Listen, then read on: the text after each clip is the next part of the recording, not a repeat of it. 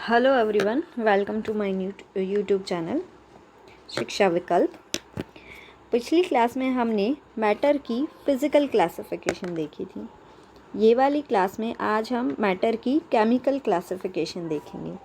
देखिए, मैटर यानी जिसको हमने हिंदी में पदार्थ बोला था, केमिकली यानी उसके रासायनिक जो गुणधर्म हैं उसके अकॉर्डिंग हम मैटर को दो टाइप्स में डिवाइड करते हैं। प्योर सब्सटेंस, प्योर का तो सबको हिंदी में पता होगा, और इम्प्योर सब्सटेंसेस। अब आगे फर्दर क्लासिफिकेशन किया गया है। प्योर सब्सटेंस की डेफिनेशन आई थिंक सबको पता होगी। वो सब्सटेंस, वो पदार्थ जो एकदम प्योर होते हैं, जिसमें किसी तरह की मिलावट नहीं होती। मिक्सचर, जिसमें डिफरेंट चीज़ों का मिक्सचर यानी मिलावट होती है, वो मिक्सचर होता है। अब देखिए, इनकी साइंस के अकॉर्डिंग डेफिनेशन सीखेंगे हम लोग। क्या होता है जो प्योर सब्सटेंसेस हैं उनको आगे फर्दर दो टाइप में डिवाइड किया गया है, एलिमेंट एंड कंपाउंड्स। एलिमेंट को हिंदी में बोलते हैं हम लोग तत्व, और कंपाउंड को हिंदी में बोलते हैं यौगिक।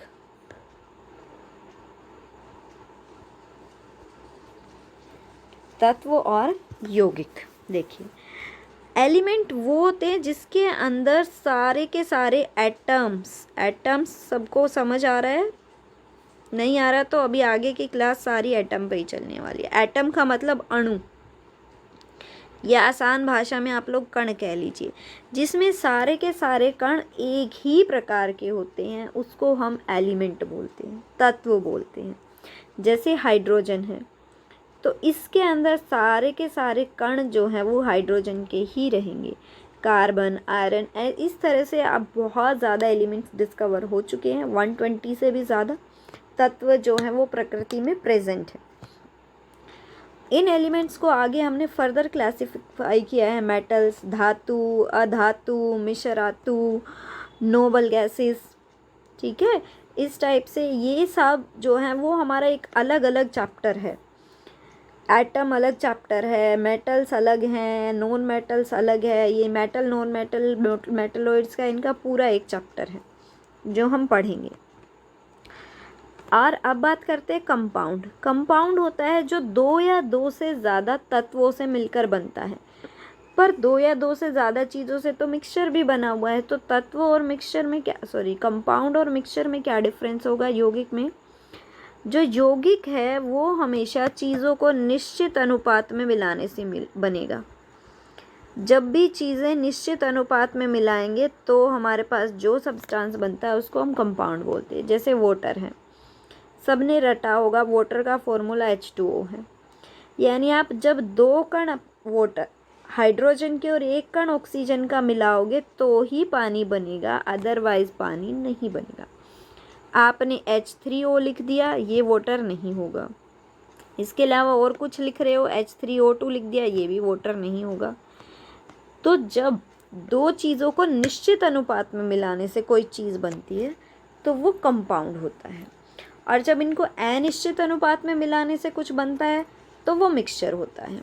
देखिए, और मिक्सचर को आगे फर्दर दो टाइप से डिवाइड किया गया है, एक होमोजीनियस मिक्सचर, एक हेट्रोजीनियस मिक्सचर। होमोजीनियस मिक्सचर क्या होता है? आपने एक गिलास पानी के अंदर चीनी घोली, शुगर। अब आप गिलास का पानी बहुत अच्छे से, एकदम अच्छे से आपने पानी को डिज़ोल्व कर लिया, चीनी को पानी के अंदर। अब आप गिलास में चाहे ऊपर से पानी पी के देखिए, नीचे से पानी देखिए, वो पानी हर जगह से इक्वल मीठा मिलेगा। आप उसको अलग अलग नहीं कर सकते। आप दूध में पानी मिला लीजिए, दूध में हर जगह अच्छे से मिक्स होगा पानी। उस टाइप का मिक्सचर कौन सा मिक्सचर कहलाता है? होमोजीनियस मिक्सचर, समांगी विशरण। हेट्रोजीनियस मिक्सचर क्या होता है? विषमांगी, मतलब आपने पानी के अंदर रेत घोल के आप छोड़ दीजिए, आप देखेंगे कुछ ही सेकंड बाद जो है वो जो सैंड है वो नीचे सेटल डाउन हो जाता है। जो ऊपर वाला पानी होगा हमारा, उसके अंदर कम अमाउंट ऑफ सैंड होगी, नीचे अमाउंट ऑफ सैंड जो है वो वाटर में ज़्यादा हो जाएगी। तो इस टाइप का जो मिक्सचर होता है उसको हम बोलते हैं हेट्रोजीनियस मिक्सचर, विषमांगी मिश्रण। ठीक है, ये बात सबको समझ आई। तो ये जो पदार्थ की कौन सी क्लासिफिकेशन पढ़ी हमने, केमिकल क्लासिफिकेशन। और केमिकल तरीके से 2 तरीके से डिवाइड किया, impure substance and pure substance. Pure substance आगे फर्दर डिवाइड हुए एलिमेंट एंड कंपाउंड में।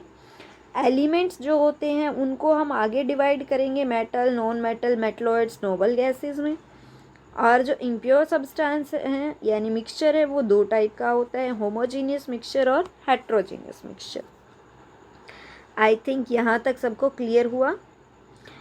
उसके बाद जो मैंने बताया था, देखिए अभी हम बात कर ही रहे थे कि जो एटम होता है वो एलिमेंट यानी जो तत्व होता है उसके अंदर सारे के सारे जो अणु होते हैं वो एक ही प्रकार के होते हैं। अब एटम को हिंदी में बोलते हैं परमाणु। अब सारी की सारी बात हम इसके बारे में करेंगे, ये कहाँ से आया, कैसे हमें इसके बारे में पता चली, इसकी क्या स्ट्रक्चर होती है, परमाणु के अंदर और कौन कौन सी चीज़ें प्रेजेंट होती हैं। देखिए एटम जो है वो आज के दिन में सारी चीज़ों का एक मोस्ट बेसिक लेवल है। मतलब हम ये कह सकते हैं हर चीज़ परमाणु से बनी हुई है। इस अर्थ पे जो कुछ भी है वो हर चीज़, उस चीज़ की जो छोटी से छोटी इकाई है, बेसिक यूनिट है, वो क्या है, परमाणु, एटम। अब जो एटम के बारे में है वो एक जॉन डाल्टन जो है उसने सबसे पहले एटम का कंसेप्ट जो है वो रखा था, उसने इसके बारे में बताया था हमें। ठीक है, अब जब जॉन डाल्टन ने बताया कि एटम नाम का ऐसा कुछ है तो फिर सबने आइडियाज़ लगाना स्टार्ट किया कि उसकी स्ट्रक्चर क्या होगी, उसके अंदर और कौन कौन सी चीज़ें होंगी।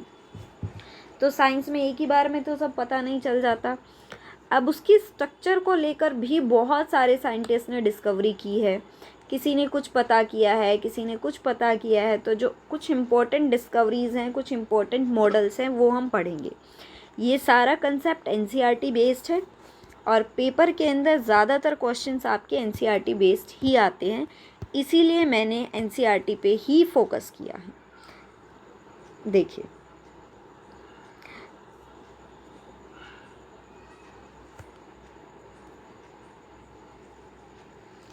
एटम की जो स्ट्रक्चर थी उसके बारे में डिस्कवरीज़ में बहुत से साइंटिस्ट ने बहुत से मॉडल्स दिए।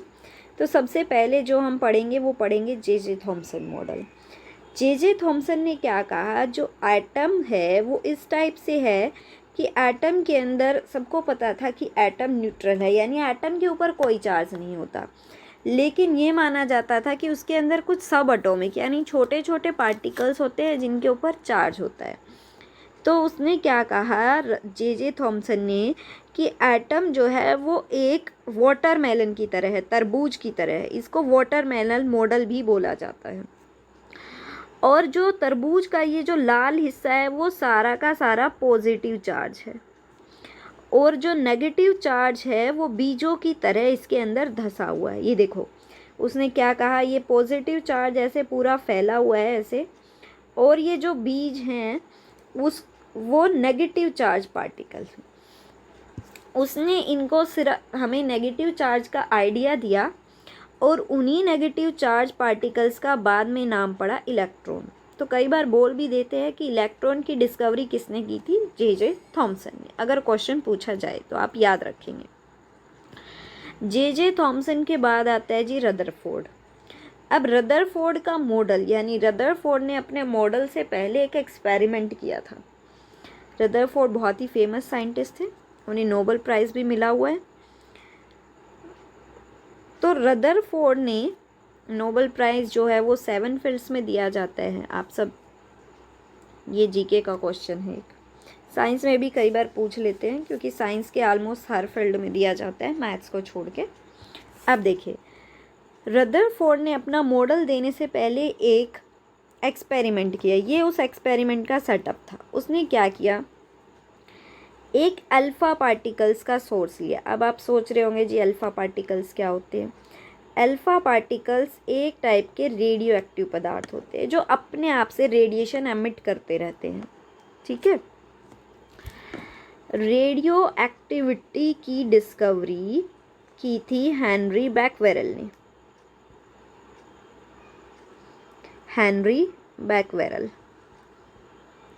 ने डिस्कवर किया था रेडियो एक्टिविटी 1903 में, जिसके लिए उन्हें नोबेल प्राइज़ मिला था।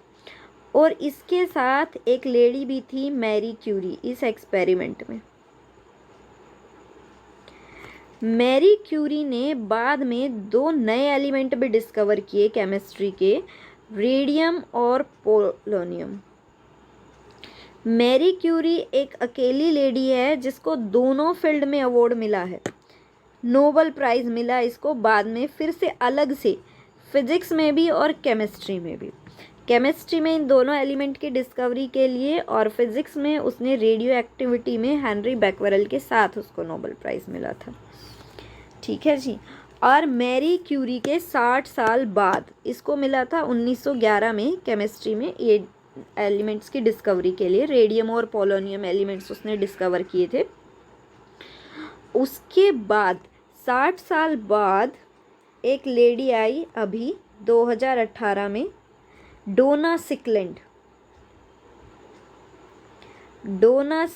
को फिर से पूरे 60 साल बाद किसी लेडी को फिजिक्स में नोबेल प्राइज़ मिला।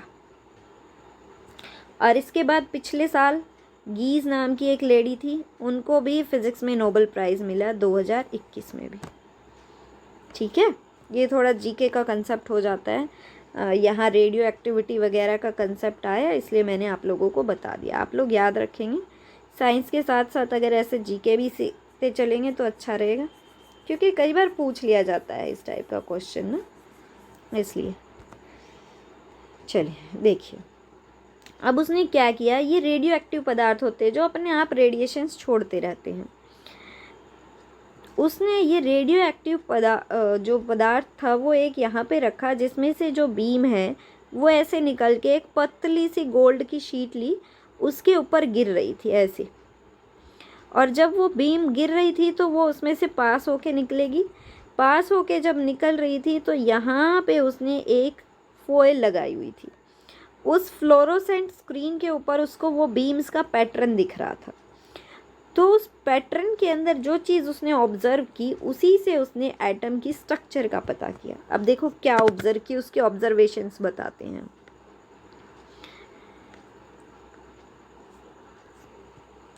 उसने क्या देखा कि जो कुछ अल्फ़ा पार्टिकल्स थे वो बिना कुछ चेंज हुए वो सीधे निकल गए, चुपचाप ऐसे सीधे जा रहे। कुछ यहाँ आए थे और यहाँ को मुड़ गए, यानी कुछ एक अपने रास्ते से डिफ्लेक्ट हो रहे हैं। और कुछ पार्टिकल्स ऐसे आए जो टकरा के और वापस आ गए। एक आधी बीम ऐसी आई जो गोल्ड फॉयल से टकराई और वापस मुड़ गई, आगे नहीं गई। कुछ तो सीधे पास हो रही थी, कुछ टेढ़ी मेढ़ी इधर उधर रिफ्लेक्ट हो रही थी, और कुछ क्या हुई, वापस चली गई। तो ये माना जाता है कि जो अल्फ़ा पार्टिकल्स होते हैं वो पॉजिटिवली चार्ज होते हैं। अब ये आपने छोटी बात, ये आपको पता होगा आपको कि पॉजिटिव एक दूसरे को रिपेल करते हैं और पॉजिटिव नेगेटिव एक दूसरे को अट्रैक्ट करते हैं, यानी अपोजिट्स अट्रैक्ट और सेम रिपेल। तो उसने क्या कहा कि ये जो बीम एक वापस गई है ना जी, ये किस वजह से गई है कि यहाँ कुछ ऐसा पॉजिटिव चीज़ थी जिसने इसको आगे नहीं जाने दिया, इसको रिपेल कर दिया, वापस भगा दिया। और ये जो अपने पाथ से डेविएट हो रही है ना, थोड़ी दूर सरक रही हैं, वो भी इसी वजह से सरक रही हैं कि यहाँ कुछ ऐसा पॉजिटिव है जिसकी वजह से ये क्या हो रहे हैं, अपने रास्ते से हट रहे हैं।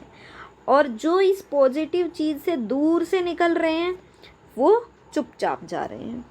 ठीक है,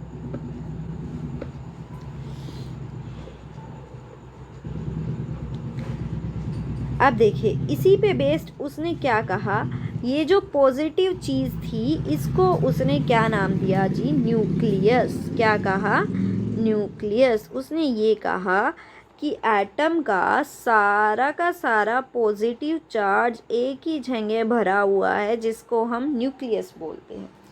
तो आपसे अगर पूछे कि न्यूक्लियस की डिस्कवरी किसने की थी, तो न्यूक्लियस की डिस्कवरी किसने की थी जी, रदरफोर्ड ने। अब रदरफोर्ड के इस एक्सपेरिमेंट में उसके साथ उसका एक स्टूडेंट था, जेम्स चैडविक।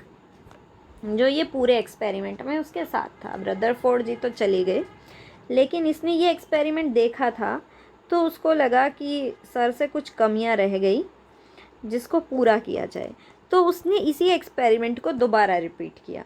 जब उसने इस एक्सपेरिमेंट को दोबारा रिपीट किया तो उसने न्यूट्रॉन की डिस्कवरी की। किसकी डिस्कवरी की? Third charge particle neutron.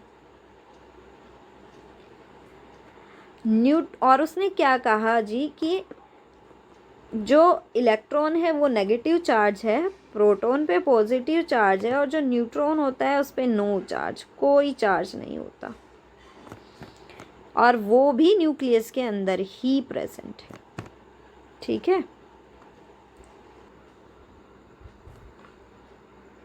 उसको एक बार मैं फिर से बता देती हूँ। देखिए, रदरफोर्ड मॉडल को थोड़ा ध्यान से समझेंगे, बहुत इम्पोर्टेंट है। रदरफोर्ड उसने क्या कहा? पहली चीज़ तो उसने हमें न्यूक्लियस के बारे में बताया। किसके बारे में बताया? न्यूक्लियस के बारे में, कि न्यूक्लियस नाम की कोई चीज़ होती है और वो एटम के सेंटर में होती है, और सारा का सारा पॉजिटिव चार्ज यहाँ पे होता है। अच्छा जी, जब पॉजिटिव चार्ज यहाँ पे होता है, जो ऊपर थॉमसन जी बता के गए थे कि नेगेटिव चार्ज का क्या होगा, तो उसने कहा इलेक्ट्रॉन्स स्टेबल नहीं है, वो इसके चारों तरफ घूमते रहते हैं। ऐसे जैसे सोलर सिस्टम में सन के अराउंड प्लैनेट्स घूमते हैं, वैसे ही इलेक्ट्रॉन्स न्यूक्लियस के चारों तरफ घूमते हैं। ऐसी बात रदरफोर्ड ने बताई। उसके बाद उनका एक स्टूडेंट आया, जेम्स चैडविक। जेम्स चैडविक ने हमें क्या बताया